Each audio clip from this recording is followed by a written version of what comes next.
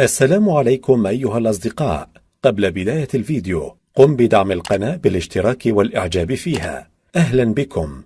قوة الطبيعة هي شيء لا يرحم، وبالفعل هناك بعض الكوارث الطبيعية التي من الممكن ألا يصدقها الجميع.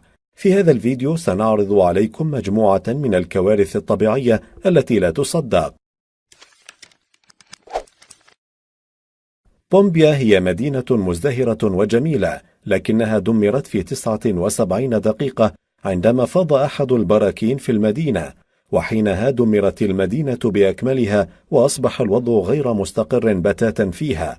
ويذكر أنه قبل وقوع البركان كان هناك هزات أرضية كتحذير للسكان، لكن سكان المدينة لم يعرفوا أن البركان على وشك الانفجار. ويذكر أيضا أن هذه المدينة دمرت 3 مرات على التوالي بسبب هذا البركان.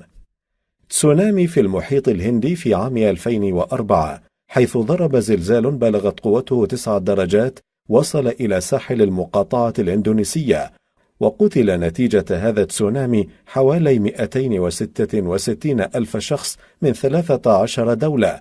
والمخيف أنه لم يكن هناك أي إشارات تدل على أن المحيط سينقلب فجأة، مما ظن الجميع أنهم بأمان.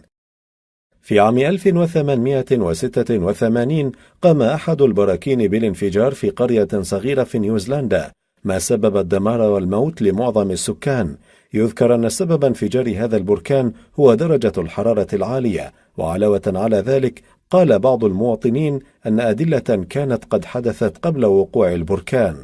غرق لوستينيا في الحرب الأولى عام 1915، حيث حدث في وقتها شيء عظيم، وهو غرق سفينة تدعى غوتشي البريطانية. وقد حذر من ركوب هذه السفينة لأنه كان يعتقد أنها سوف تغرق، وتم نشر ذلك في كثير من الجرائد، حيث تضمن التحذير رسالة محتواها يشير بالابتعاد عن هذه السفينة وتجنب الركوب فيها.